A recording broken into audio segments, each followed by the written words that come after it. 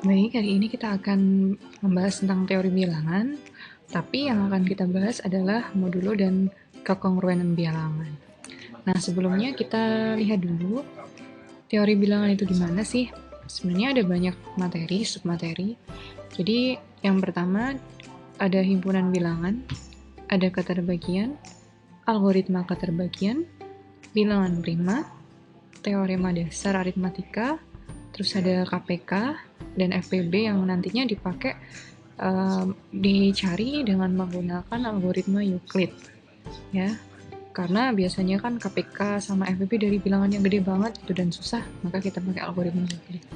Ada banyak pembagi, kemudian jumlah pembagi kemarin minggu lalu sudah Bu Zeni bahas ya yang pangkat-pangkat itu, dan pangkatnya ditambahin satu terus dikalikan gitu ya. Bener nggak ya? Kayak bener ya. Terus ada modulo, kelas residu, fungsi Euler, terus ada order sama lifting eksponen. Nah, hari ini aku akan membahas tentang modulo sama kekongruenan bilangan ya. Nah, kita belajar modulo dan kekongruenan bilangan. Nah, sebelum ke modulo, kita akan ke kekongruenan bilangan. Nah, jadi konsep dari kekongruenan bilangan, kita ke kekongruenan bilangan itu sebenarnya dari mulainya idenya dari sini. Misal aku punya soal, tentukan angka satuan dari 1997 dipangkat, ini harusnya dipangkat ya, dipangkat tapi pangkatnya aku ambil yang 1997. Nah, pasti kalian akan mengerjakannya, kalau yang kelas 10 ya mungkin ya, pasti gini, 1997 pangkat 1 itu berapa gitu ya. Angka satuannya pasti 7 gitu ya. Kalian satuannya 7. Terus 1997 pangkat 2 nanti hasilnya dihitung manual gitu ya biasanya. Dari 398,809. Coba aja deh. Terus 1997 pangkat 3 nanti angka satuannya 3. Kalau pangkat 4 nanti satuannya 1. Nah, ketika dia pangkat 5, nah ini nanti jadinya berapa ya? 317. Nah, akhirnya kalian menemukan pola gitu ya.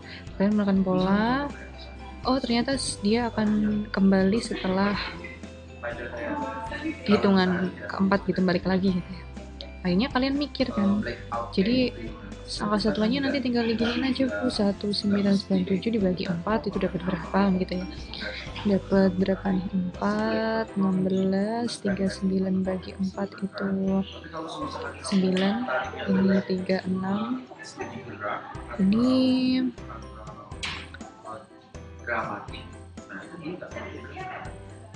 iya pangkat, ini pangkat 1 aja deh, pangkat 1 aja.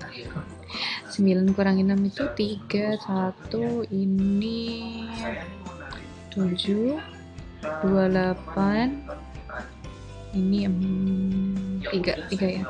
Nah, berarti nanti karena dia habis dibagi 4 dan masih sisa 3 gitu ya.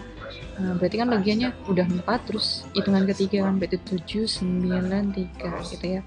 Maka nanti kamu dapat satuannya 3 gitu ya.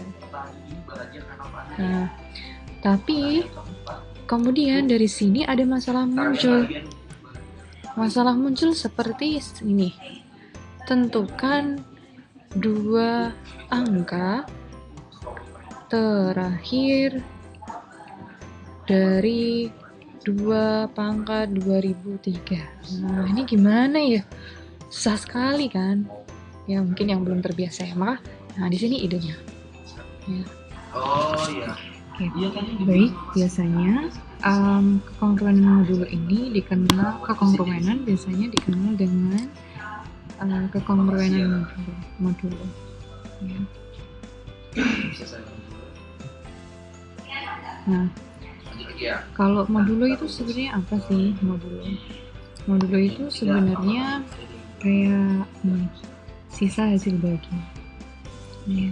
Atau dalam polinomial itu cukup banyak ya. Dia disebut sebagai remainder, ya. Nah, kayak gitu. Logikanya seperti ini deh. Terus saya bilang 50 dibagi 8 hasilnya berapa? Nah, kalau 50 aku bagi, tak ganti ya, enggak 8 deh, aku bagi 6 deh ya. 50 dibagi 6, nah aku kan tulis 50 per 6 ya, hasilnya kan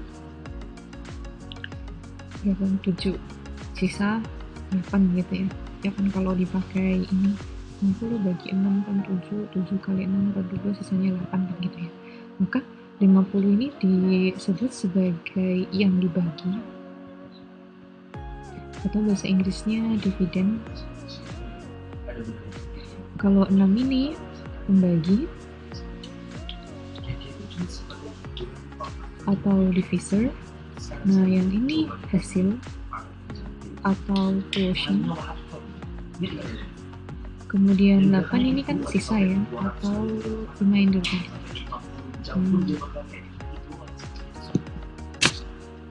Ya. Nah, remainder. Nah, di sini bisa saya tulis dalam bentuk lain. Berarti 50 itu sama dengan 6 kali 7 tambah 8 ya. Ya, bisa ya. Maka dalam bentuk kongruensi ya, ini bisa kita tulis bahwa kalau 8 aku pindah ya, berarti 50 kurangi 8 itu 6 kali 7. Nah, ketika kita sangkut pautkan dengan keterbagian, sudah diajarin Pujato ya, keterbagian. Nah, ini kayaknya juga di sini bahas keterbagian lagi. Berarti aku bisa bilang 7 itu habis membagi 50 kurangi 8. Betul ya? Jadi aku bisa bilang ini A, ini B, nah ini M. Karena nanti aku bisa nulis 50 kongruen dengan 8 modulo 7. Ini namanya kongruensi. 50 itu setara, kayak kongruensi itu setara. 50 itu setara dengan 7 kali 6 sisa 8, maksudnya tambah 8 gitu. Maksudnya gitu ya. Jadi kekongruennya itu sebenarnya ya ini berasal dari yang tadi kita ngerjain di atas. Kongruennya sebenarnya di sini. Ini kalau kamu tadi belajar ini kan 1991 itu 4 kali 497 ditambah 3. Nah, dari sini ya, ini kan dia menentukan angka satuan ya. Karena kalau kadang susah capek kayak gini kan, kalau capek maka akhirnya muncullah teori kongruen atau kongruen tadi.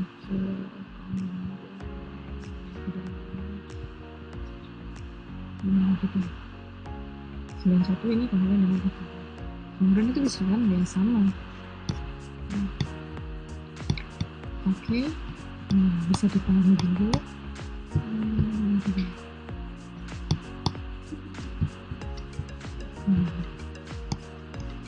Maka di sini saya tulis ini. Di sini kelihatan ya. Kalau M habis membagi A kurangi B, berarti dia bisa ditulis A kongruen dengan B modulo M.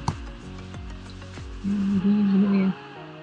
Ini kan 7 habis membagi 50 per 8, berarti 50 itu kongruen 8 modulo 7. Ini ya. Nah, berarti nih contohnya nih. Coba dipahami dulu.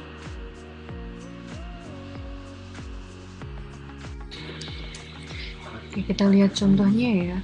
Yang pertama ada 60 kongruen 15 modul 9. Ini kan logikanya 60 kurangi 9 berarti kan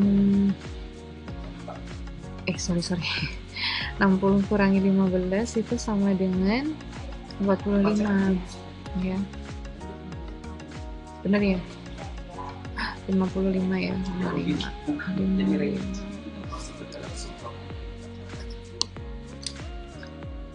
jadi benar ya, ini 55 itu kan 45 itu kan 9 kali 8. Udah habis dibagi gitu kalau udah dikurangin kayak gini. Ini juga gitu juga, 5 kongruen dengan 27 modulo 11 ya. 5 kurangi 27 sama dengan 11 kali berapa nih? 5 kurangi 27 itu men 7 22 ya. Nah, 11 kali min 2. Jadi pengalinya nggak harus positif ya, bisa negatif. Terus lagi yang ketiga, min 5 kongruen dengan 43 modulo 12, berarti ini aku pindah, min 5 kurangi 43 itu kan sama aja 12 kali berapa gitu ya. Nah, ini berapa nih, min 48, nah berarti kan 12 kali min 4. Nah, ini artinya kongruensi itu kayak gitu ya, cuman dipindah-pindah aja. Nah tapi ada yang lain nih yang bentuknya berbeda. Nah kita lihat ya. Nah, saya ambil yang dari ini aja.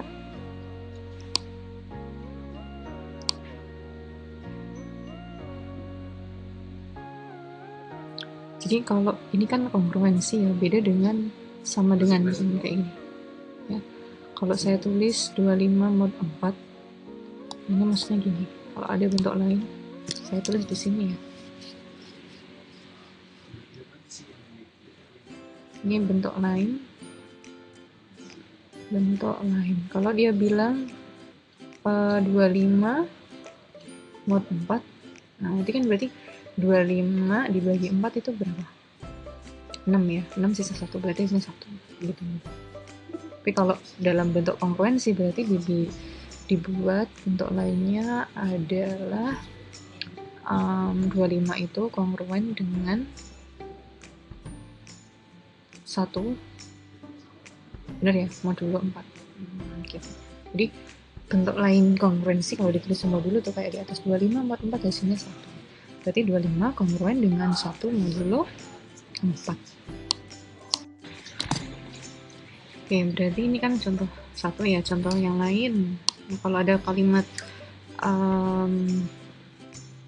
apa ya, 28 modulo 3 hasilnya berapa nih? Berarti 28 bagi 3 itu